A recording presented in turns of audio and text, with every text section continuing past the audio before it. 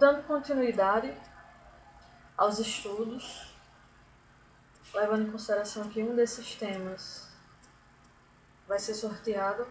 Agora eu vou estudar o tema que fala sobre as fontes do direito e pluralismo jurídico. Eu fiz um roteiro, fiz a ementa, a gente fez esse roteiro, ementa. E do que se trata? Falar da ementa e dos objetivos, para entender como é que vai ser, o que vai ser ministrado nessa aula. Primeiro, qual é o resumo? Qual é o resumo disso? É que as fontes do direito, elas vão nos trazer os elementos essenciais para o desenvolvimento da introdução ao direito. Então, a partir desses elementos essenciais, teremos uma compreensão das normas jurídicas, do processo de criação das normas jurídicas. A positividade do direito não começa de qualquer forma. Aquelas leis que são aplicadas, as famosas lacunas que existem dentro do direito, como é que são superadas? As famosas analogias, jurisprudências, ou seja, tudo isso são fontes do direito que devem ser estudadas na introdução ao curso, a fim de que o operador do direito consiga ter os subsídios necessários para utilizar nas próximas disciplinas do curso. Então, as fontes do direito, elas nos passam a ideia dos princípios basilares para o entendimento do ordenamento jurídico. E o pluralismo jurídico? O pluralismo jurídico, essa é uma corrente que surge contra o monismo jurídico. Ela provoca o direito para que exista dentro da sociedade mais de uma discussão, que se leve em consideração outros entendimentos, outras normas além da do Estado. Ela defende um direito que está fora, extra-estatal. Mas por quê? Qual a finalidade desse pluralismo jurídico? É estabelecer um conjunto de ideias diferenciadas para que assim para que assim seja possível conseguir um entendimento mais rebuscado, mais objetivo e mais coerente possível com a nossa realidade. Ela vai permitir discussões mais filosóficas, discussões mais sociais, e até mesmo ela vai contribuir para a democracia do país, porque enquanto o monismo ele vai estar muito arraigado ao positivismo, ao que a lei diz e o cumprimento frio da lei, somente ali a lei seca e nada mais. O pluralismo jurídico ele vai vir como algo que vai complementar o que a nossa Constituição vai trazer. Ele vai trazer o conhecimento de outros ordenamentos jurídicos. O direito comparado vai ser algo que vai ser valorizado pelo pluralismo jurídico. É uma corrente que se opõe ao monismo. Então, em síntese, essa é a ementa do que iremos comentar durante a aula. E os objetivos, então, é discorrer a respeito das fontes, tanto do ponto de vista filosófico como do ponto de vista conceitual.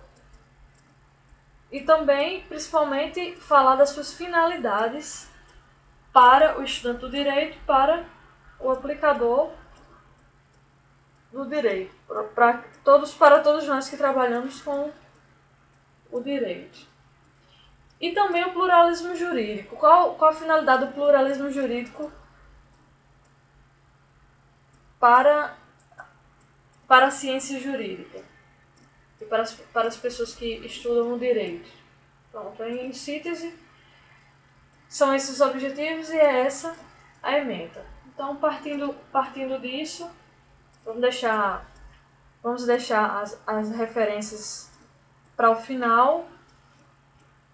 Nesse caso agora, a gente já pode então iniciar com as fontes. Seguir o roteiro que foi entregue.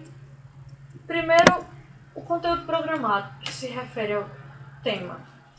Primeira parte, fontes do direito. Qual o conceito de fonte? O que são as fontes do direito? As fontes, elas são as origens, o lugar ou a matéria-prima onde nasce o direito. Então essas fontes podem ser materiais, podem ser também formais. As formais são aquelas que servem para identificar o modo como o direito se articula com seus destinatários. As fontes formais podem ser imediatas ou mediatas. Elas servem para quê? Para identificar o modo como o direito se articula com seus destinatários. Então ela tem uma função prática, certo? Uma função, embora a gente as estude de forma teórica, a gente consegue percebê-la, a gente trabalha com ela na prática. Só que aqui a gente está estudando do ponto de vista conceitual. Fontes formais imediatas. Quais são as imediatas? Bom, se elas são aquelas pelas quais o direito se manifesta, então se ele se manifesta de forma imediata, quais seriam as fontes imediatas, as formais? No caso, são as leis. A lei pura, certo? As normas legais. E as fontes mediatas? Quais são as fontes mediatas? São os costumes, os princípios gerais do direito, a jurisprudência e a doutrina. Então, essa é uma das maneiras de se classificar as fontes. Quando a gente faz um estudo nos livros de introdução ao direito, a gente percebe que, dependendo do doutrinador, existem várias formas de se trabalhar esse conceito, essa classificação de direitos. Uma das formas é essa, classificá-las como fontes formais e fontes materiais. Eu falei das formais e falei que as formais se subdividem em duas.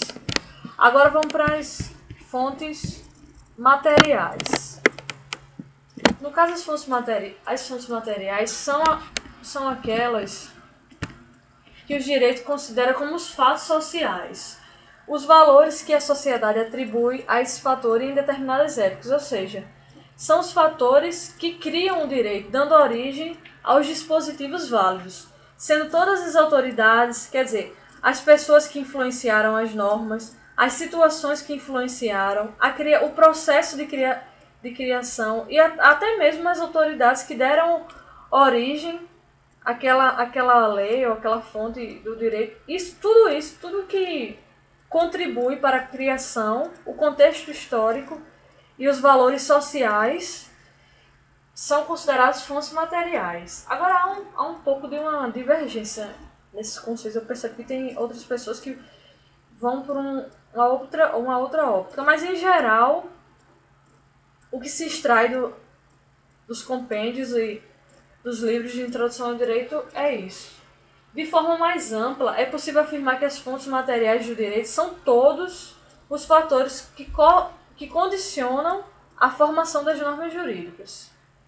Ou seja, o conteúdo das fontes formais são todas as razões humanas que estabeleceram a feitura de uma lei específica, de um determinado costume ou de um princípio geral de direito, com razões.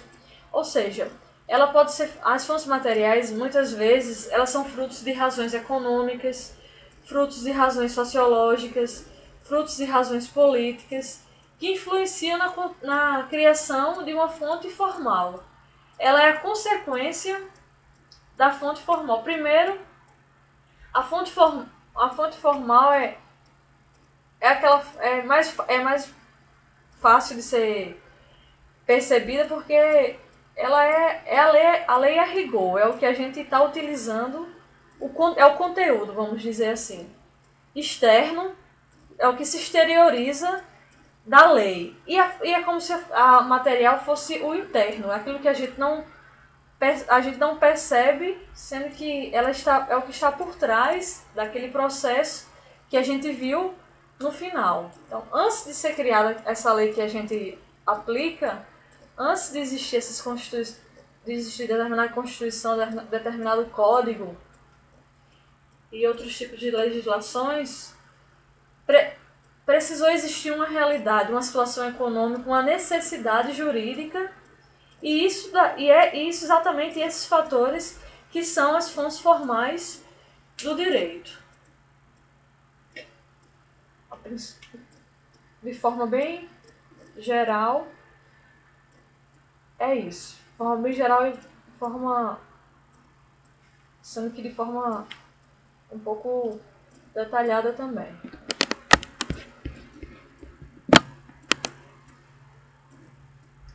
Agora sim, como eu havia falado, tem outros doutrinadores que adotam outros... A classificação que eu acredito que seja mais usada é essa primeira, mas aí é bom falar das outras classificações porque existem autores que adotam essas outras classificações. Por exemplo, existem as fontes formais principais e acessórias. As pessoas classificam assim: fontes formais, principais e acessórias. As principais são caracterizadas como lei em sentido geral e amplo, ou seja, não deixando espaço para o juiz julgar com base em qualquer outra fonte. A lei é a expressão máxima do direito. Ou seja, é aquilo que a gente já tinha falado. Para mim, a lei é a fonte material, aliás, é a fonte formal imediata. Mas aqui há doutrinadores que classificam como principais. Pode ser também. Para mim, não faz diferença. Em que alguns doutrinadores fazem essa distinção. Fontes formais imediatas, fontes formais principais. É só mais uma forma de classificar. Só que é um rio que vai desaguar no mesmo lugar. Certo?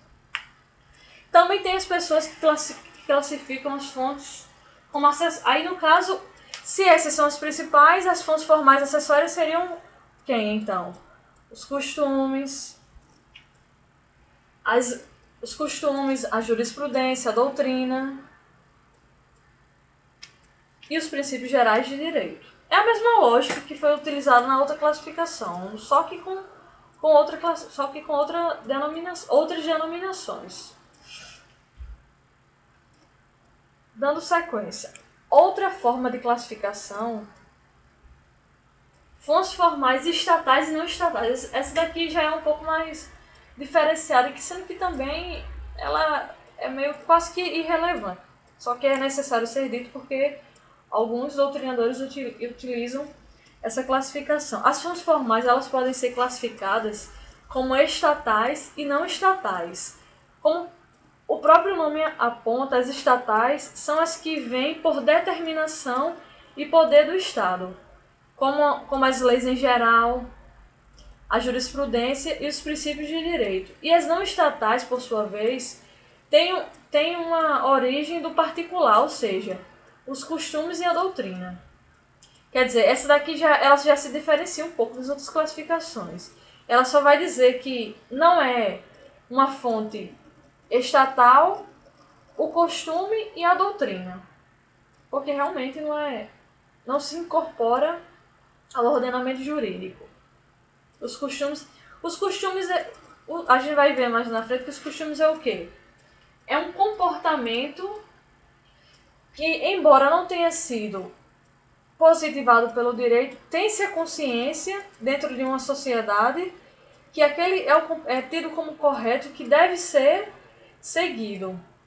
Então, o direito considera esse comportamento como o homem, vamos dizer assim, o homem mediano, qualquer pessoa, consegue perceber que aquilo é algo que se você não age de acordo com esse costume, vai de encontro a esse costume, você está cometendo algo contra o ordenamento jurídico, contra a sociedade, embora não exista no ordenamento jurídico. Então, é assim que pode ser classificado o costume. Mas não é o momento agora de falar sobre isso. Eu estou dizendo assim, porque para explicar por que o costume não, mas por que o costume não entra como norma estatal? Ele não pode ser no artigo 4º da Lei de Introdução ao Código Civil. Não diz que os costumes podem ser utilizados como normas em caso de lacunas? O juiz não pode deixar de decidir? Sim, mas só que nesse caso ele fica de fora exatamente até pelo próprio conceito de costumes, que foi esse que eu acabei de mencionar. Ele não é uma regra bem assim, muito embora qualquer cidadão que conviva dentro de uma sociedade civil, ele consegue perceber facilmente que aquilo dali é algo legal e é algo que deve ser seguido dentro da sociedade em que ele vive.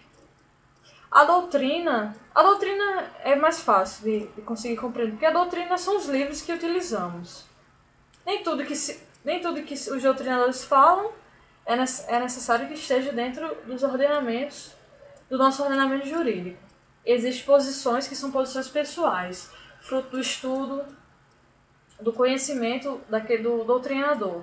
Então, algumas vezes, depois de um tempo, até que passa a ser adotado pelo nosso ordenamento. Tem coisa que não está no ordenamento jurídico, e às vezes há uma contribuição do doutrinador e pode ser utilizado numa peça, uma doutrina, como exemplo, para fundamentar, mas isso não quer dizer, não vincula porque não é bem assim uma norma, por assim dizer, uma norma estatal. Então essa é mais uma forma de classificação. No entanto, como foi dito, em geral é assim que são classificadas as fontes, certo? O principal é colocar mais essa daqui em mente, essa primeira classificação, porque a maioria dos livros de introdução ao direito vai fazer essa classificação aqui: fontes formais, fontes materiais. Fontes formais se subdividem nas fontes formais imediatas, que são as normas legais, as leis, e as fontes formais mediatas, que são os costumes, os princípios gerais de direito, a jurisprudência e a doutrina. É uma forma de classificar que é bem básica e a maioria das vezes é essa que é a classificação adotada. Mas vamos continuar. A definição. Bom, falamos das fontes. Só que como estamos falando de uma cadeira de propedêutica, que é a introdução de um curso, o aluno levando em consideração que essa aula estaria sendo ministrada para uma pessoa que está adentrando ao curso de Direito. Então, o que é a lei? O que é uma analogia? O que é um costume? É natural que qualquer aluno, quando está adentrando ao curso, ele faça essa questão. Ele tem uma ideia até um pouco filosófica a respeito do conceito da analogia. Até para saber aplicar, é necessário que a pessoa entenda o que é analogia. O que é analogia? O que são os costumes? O costume eu falei um pouco, vamos falar primeiro da lei. A lei é um preceito jurídico escrito. A lei a gente não tem muito o que discutir, o que conversar. Ele é emanado do legislador e dotado de um caráter geral e obrigatório. E, portanto, toda norma geral de conduta que disciplina as relações incidentes no direito, cuja observância é imposta pelo poder estatal. Então, a lei não se discute, cumpre-se. É possível que haja conflitos de normas, então há uma relatividade, não existe aquela questão de não existir direito absoluto. No entanto, regra no sentido geral é isso, é o preceito jurídico propriamente dito. Analogia. Analogia ela pode ser considerada uma fonte formal mediata, como a gente falou ali em cima, utilizada com a finalidade de integração da lei. Então, a analogia existe porque a ciência jurídica ela não é. Tudo que é criado pelo homem, ele não existe uma perfeição completa. Então, algumas vezes o nosso ordenamento jurídico, assim como acontece em qualquer outro país, ele vai deixar a desejar. Só que o juiz ele não pode deixar de decidir pelo fato de não haver norma específica para tal caso. Então, a analogia é quando ele se utiliza da aplicação de dispositivos legais relativos a casos análogos, ante a ausência de normas que regulem o caso concreto, apresentando apreciação jurisdicional, que se denomina anomia. Quer dizer, a característica da analogia principal é o seguinte: tem que ter a aplicação de dispositivos relativos a casos análogos. Então tem que ter pelo menos alguma semelhança. Também não pode se utilizar de algo que seja completamente diverso para ir por um outro ponto de vista completamente diverso daquela realidade. Há que se ter essa semelhança. Outra característica é a ausência de normas. Presume-se que se ele está usando analogia é porque não existe uma norma específica para aquele caso, certo? E a outra característica é exatamente que as normas regulem concretamente a apreciação judicial. Houve uma apreciação judicial e ali se constatou que há de fato uma lacuna. Então aí é possível, por meio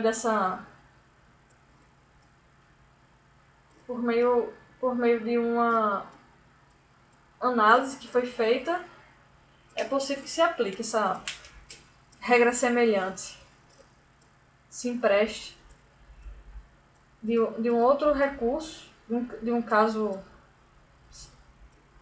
de uma integração de uma lei que possa ser mais ou menos que se aproxime muito do caso que ali está aparentemente sem solução. A analogia é isso. Os costumes do direito ele é considerado uma norma aceita como obrigatória. Vamos exemplificar para ficar analogia. Deixa eu pensar aqui num exemplo de analogia.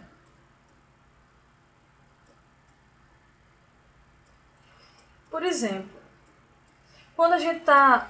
Aquelas normas que existem, quando a gente estuda em direito... Que aí eu já vou usar um pouco do direito constitucional, sendo que na minha cabeça agora é o exemplo que está vindo. Existem muitas normas na Constituição que são chamadas até normas programáticas. Elas, a princípio, existem para cumprir uma necessidade, para atender uma necessidade social. Tá ligado geralmente a questões de necessidades de direitos essenciais dos indivíduos. Só que é complicadíssimo de se aplicar. Ela não existe para ser aplicada assim, ela é escrita e imediatamente aplicada. Muitas vezes é necessário uma outra norma para que seja possível. Por exemplo, esquece esse exemplo, que está ficando muito complicado, esse exemplo que eu estou dando. Vou usar como exemplo a dignidade do trabalhador. E não existe esse princípio propriamente dito na CLT. Só que existe o princípio da dignidade da pessoa humana. O princípio da dignidade da pessoa humana é um princípio que a gente consegue assim, encaixá-lo. É uma carta que você consegue aplicá-la quase que em todas as situações. Então, assim, se existe o princípio da dignidade, se nós somos detentores de dignidade pelo simples fato de sermos humanos e sermos detentores de direitos inatos à condição humana, então, desse ponto de vista, se a Constituição garante isso, quando vai falar naquele rol dos artigos de direitos fundamentais no artigo 5º, isso quer dizer que também é possível que o trabalhador seja digno de dignidade. Posso falar da dignidade no trabalho também. Então, quando existe uma situação em que se é deixada de lado essa questão, então pode ser invocada por analogia do direito constitucional dentro do direito do trabalho. Por exemplo, o juiz está decidindo um caso. Não existe uma norma específica, uma situação que o trabalhador foi completamente desrespeitado dentro das suas funções e não existia uma norma específica seletista que dê para enquadrar, nem estatutária que dê para enquadrar aquela situação ali. No entanto, existe esse princípio que é uma regra geral. Daí a gente se utiliza de uma analogia e põe lá no direito do trabalho. Esse é um exemplo assim bem prático que dá para perceber e pode ser tido como uma analogia. Costume.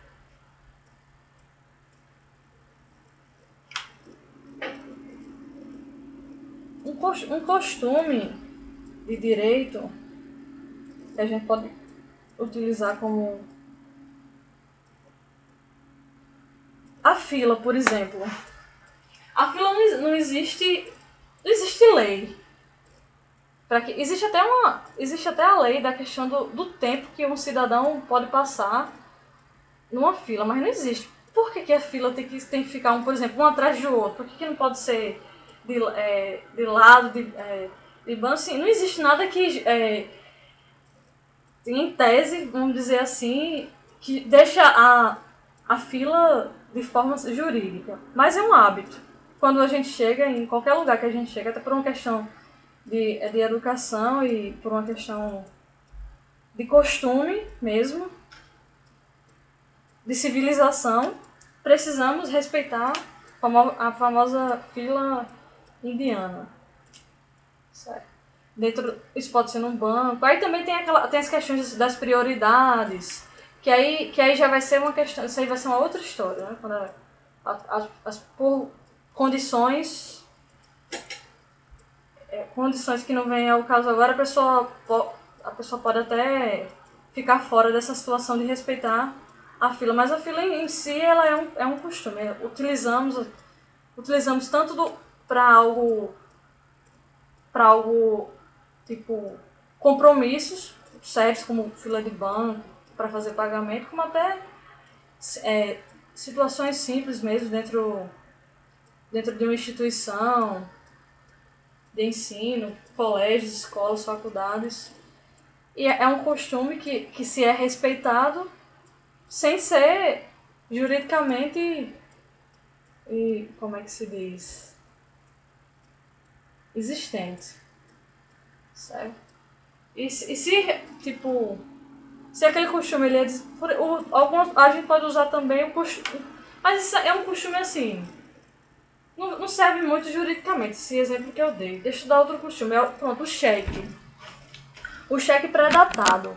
A gente utiliza essa expressão, cheque pré-datado, só que na verdade todo cheque, a princípio, quando a gente estuda direito empresarial, a gente, toda cédula que você, aliás, todo cheque que se passa, a princípio, ele tem uma pretensão de ser um pagamento à vista. Só que, por uma questão de cordialidade entre as partes, um acordo entre as partes, tem gente até que faz aquele negócio, cruza o cheque e diz que o cheque é pré-datado para determinada data. A princípio, Isso aí não deveria existir dentro do direito comercial, direito empresarial. Quando se passa um cheque, a princípio o pagamento pode ser feito a qualquer momento. Ele tem um valor como uma cédula, de dinheiro qualquer. Então, assim, é um costume no entanto, se uma pessoa, de forma de má fé, sacar esse dinheiro, o STF já entendeu, até já adotou que isso, já se pronunciou a respeito disso, que ele deve ser garantido que foi escrito ali. Quer dizer, foi um costume que foi incorporado. Não é uma lei. A princípio, o cheque ele deveria ser não existe, à vista, um pagamento à vista, sendo que se tornou pré-datado por costume. Pronto, esse é um exemplo prático de costume. Vamos para outro exemplo. Aliás, vamos para outra fonte. A doutrina. A doutrina são todos os livros de direito, tudo que a gente estuda. A doutrina é o conjunto de indagações, pesquisas e pareceres dos cientistas do direito. A incidência da doutrina em matérias não codificadas, como no direito administrativo e em matérias de direito estrangeiro, não previstas na legislação prática. Nesse sentido, a doutrina é considerada como uma fonte de sua contribuição para aplicação e também preparação à evolução do direito. A doutrina é tudo que qualquer cientista do direito, filósofo do direito, operador do direito, ele percebe de uma realidade ou prática que ele vivenciou, ou então teórica. Então, a pessoa tem a aptidão para escrever sobre determinado assunto. Eu percebo uma realidade do direito e quero dissertar sobre determinado assunto. Então, posso fazer a construção de um livro a respeito do direito civil, do direito penal. Então, aquele estudo que eu vou desenvolver ali é a doutrina. Então, ela contribui para o futuro do direito, porque geralmente os doutrinadores ele tem essa visão um pouco, ele tem essa característica um pouco visionária. Ele não está preocupado só com a repetição, só em dizer exatamente aquilo que se estudou desde bastante tempo. Ele tem uma preocupação além. Tem uma preocupação com o presente, com o que estamos vivendo aqui no presente e fazer uma realidade mais assim, de nos levar a repensar o que estamos estudando. E também a doutrina tem uma outra finalidade, certo? Que é fazer com que o aluno ele desenvolva essa capacidade de, por ele mesmo, tirar conclusões a respeito da realidade que ele está estudando. Aí vamos para a jurisprudência. A jurisprudência é uma função atípica da jurisdição. É uma palavra empregada porque, em sentido amplo. Ela tem um significado de decisão em conjunto. São decisões judiciais que são tomadas de forma reiteradas vezes pelos tribunais sobre um determinado assunto. Os princípios gerais do direito.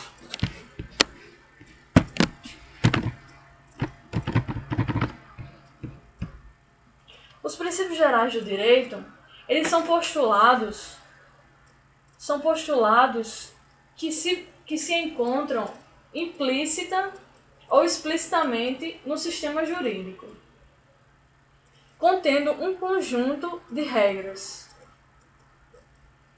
Quer dizer, pode existir, a nossa Constituição existe princípios que estão estampados lá e tem princípios que a gente consegue interpretá-los através dos doutrinadores e através do próprio análise que a gente faz da Constituição.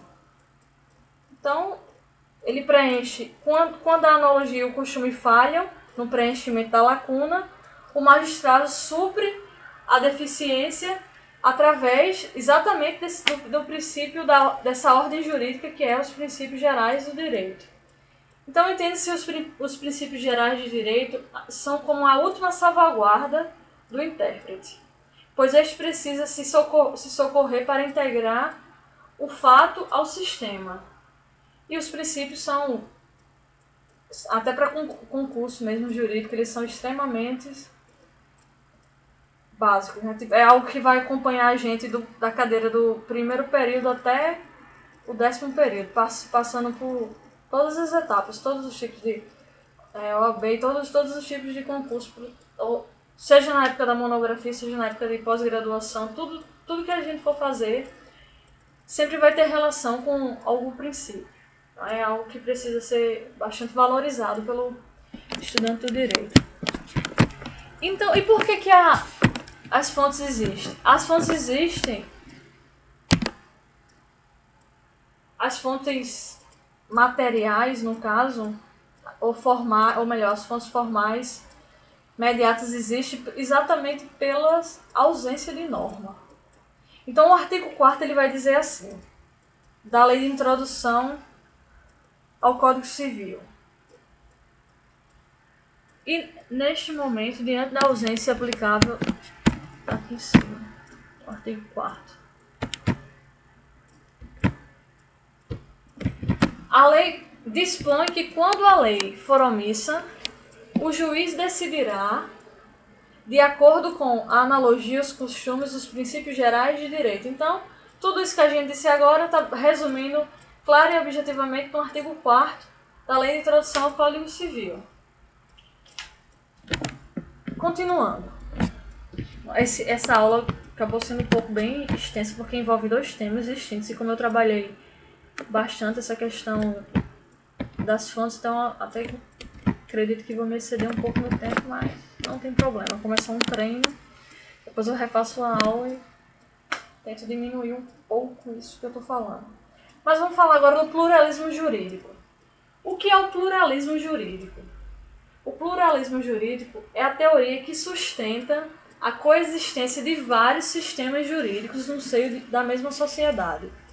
Ela é também chamada de dualística, que sustenta serem o Estado e o direito realidades distintas, independentes e inconfundíveis. A esta concepção, que admite a coexistência de várias ordenações, se denomina pluralismo jurídico.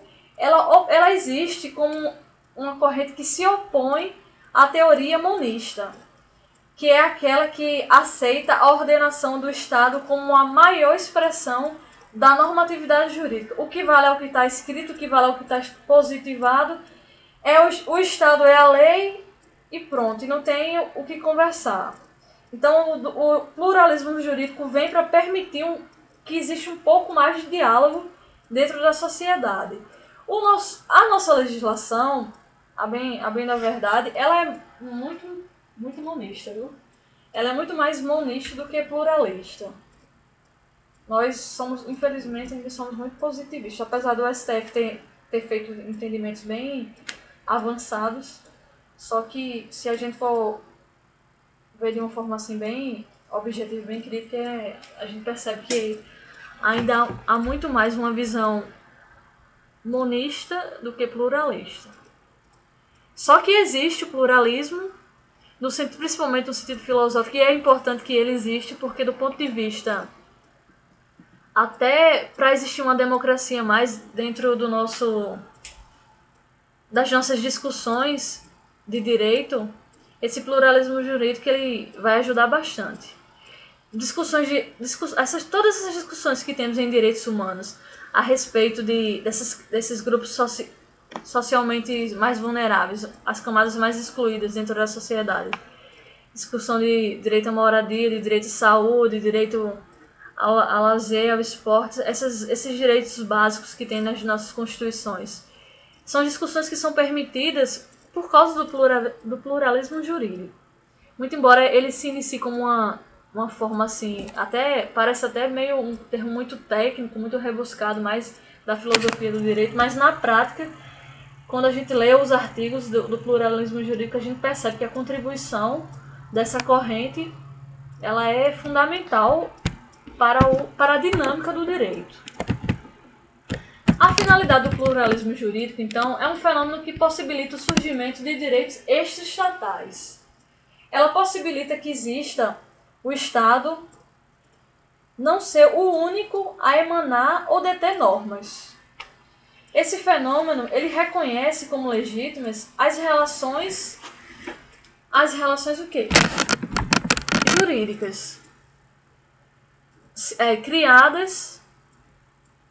Criando os grupos que são mais marginalizados, que a princípio não deveriam participar das discussões, eles entram no plano da luta social pelos direitos e pela democracia.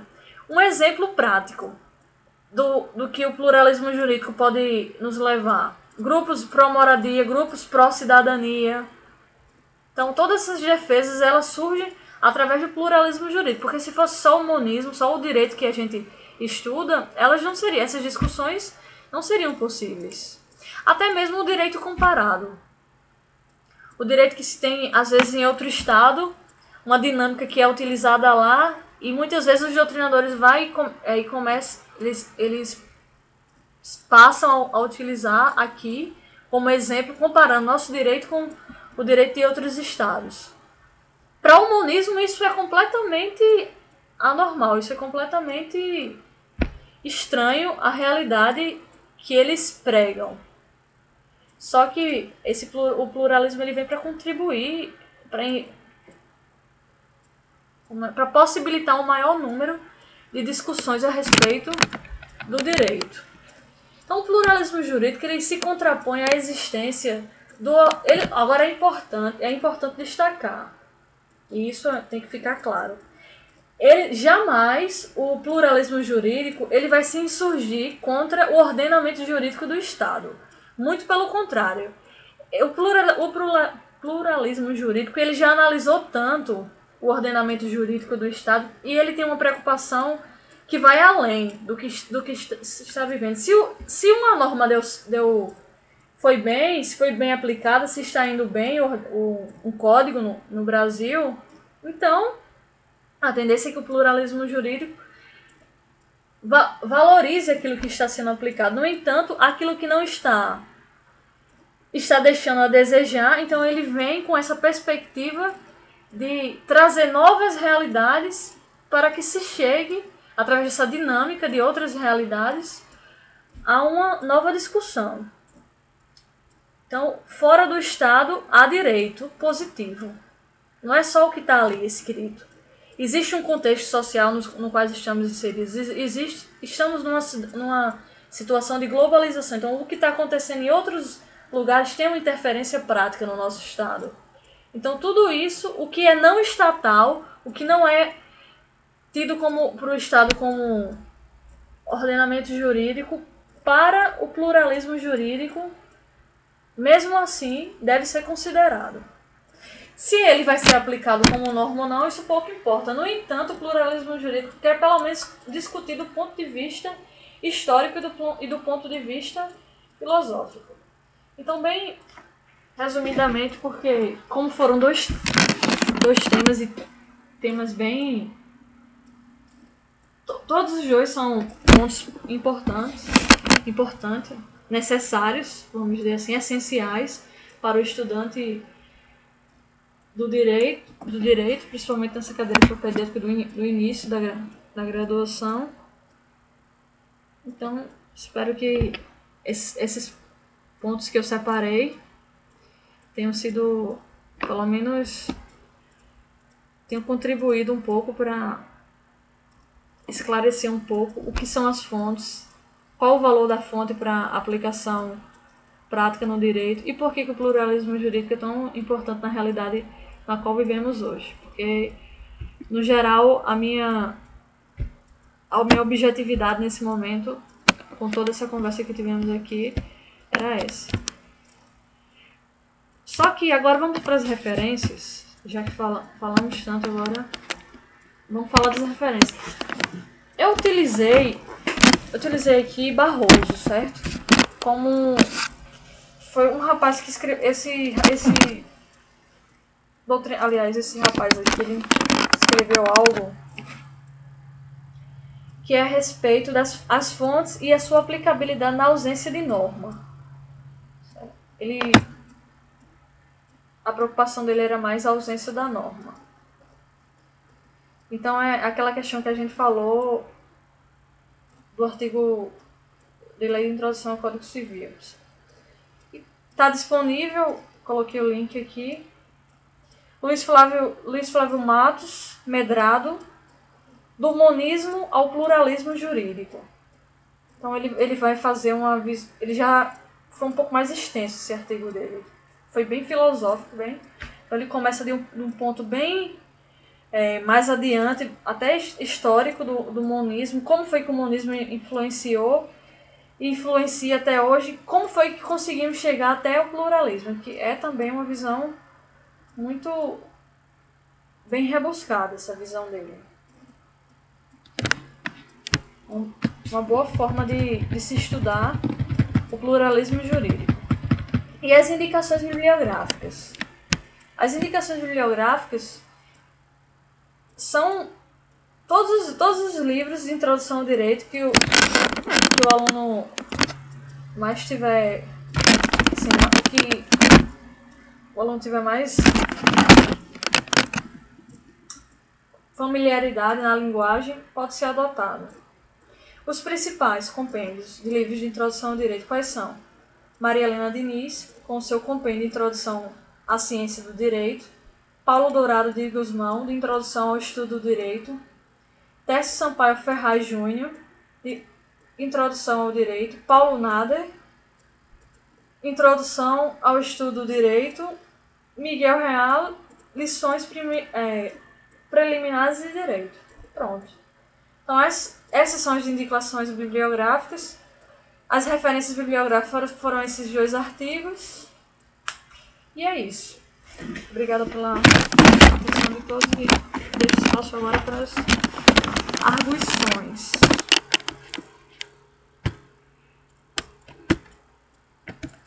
Deixa eu ver aqui se falta alguma coisa. Alguma coisa mais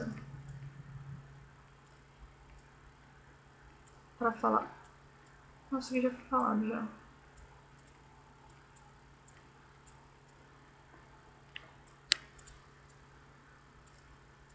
Tá ficando tarde também. Como foi isso aí? Depois eu faço novos vídeos.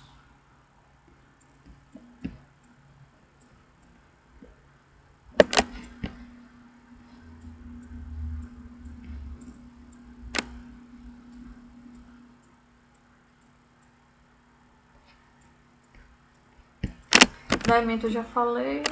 Os objetivos também já falei.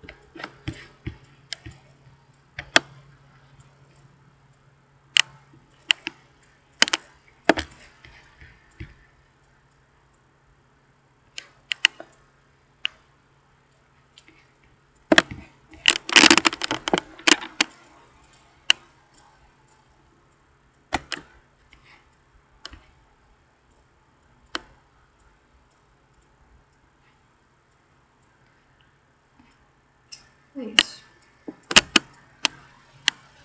Foi o que eu contribuição que tivemos com essa aula de fontes do direito e pluralismo jurídico. Fechamos então com as referências e deixamos em espaço para os possíveis questionamentos e arguição da banca.